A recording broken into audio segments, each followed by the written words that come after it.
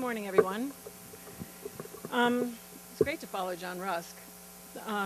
He knows what he's doing. John's job and my job are actually sort of the fraternal twins of this business, in that everything that John is talking about and responsible for and organizing is happening in real time on set.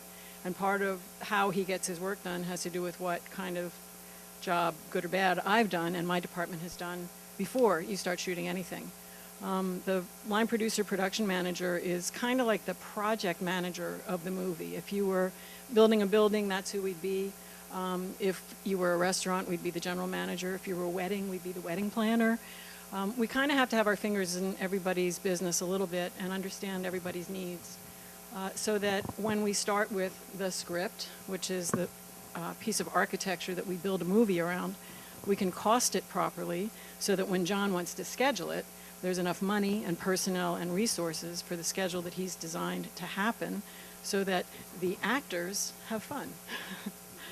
A lot of what I do is interpret the material in a script, which is a story and which is about characters and places, and turn it into costs, turn it into money, and turn it into personnel and equipment and locations and food and bathrooms and tents and trucks.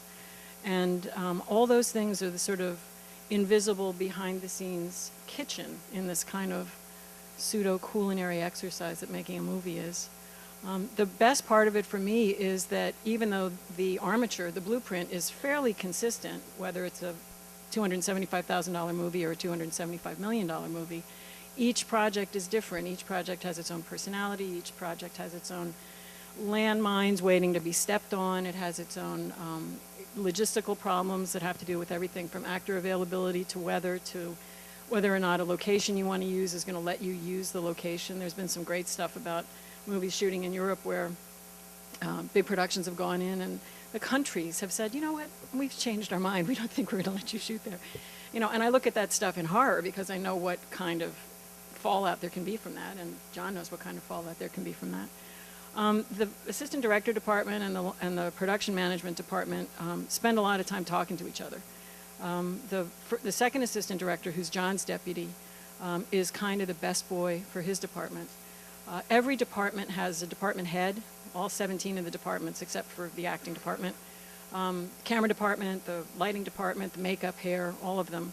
There's a department head who's the key, and then there's the assistant who is sort of the management entity. And in a lot of cases, that person's called the best boy, as you know. I see my job as sort of being the best boy for the movie. I have to understand what every department wants, needs, and expects, and then make sure that it shows up so that on the day, it's really smooth sailing for everybody when they show up on set to work. The interesting thing about this job is what I was referring to before about how it changes. And at the moment, I'm developing a project, or working on developing a project that involves an urban horse race, which is kind of a complicated thing.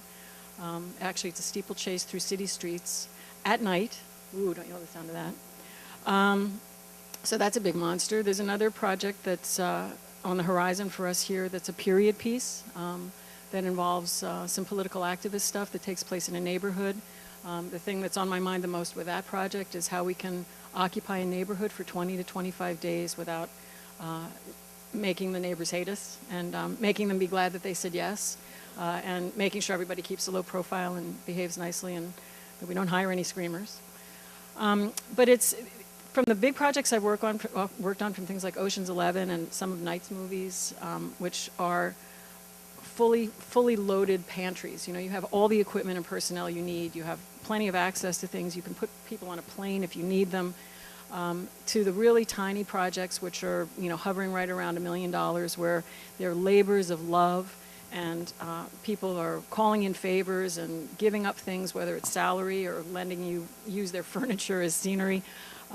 It's all about the same process of getting the story onto the screen.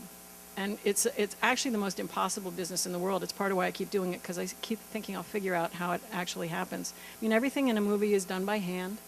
You know, there are shortcuts. I mean, we have walkie-talkies and we have wonderful mechanical devices that help us move things forward, you know, lots of great equipment and cameras and stuff.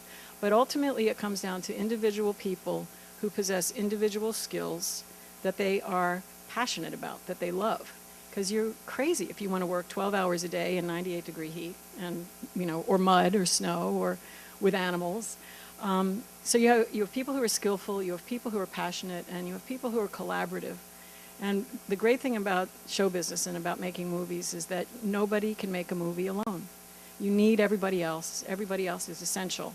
And if you really sort of think about it, you could probably, although I wouldn't want to do it with the scene that John described, you could technically hire an entire movie crew and cast an entire cast and have them show up on day one and be able to do the work. Because everybody's job is organized that way and set up that way. But the thing that's so cool about that to me is that you could do that with any movie you could think of.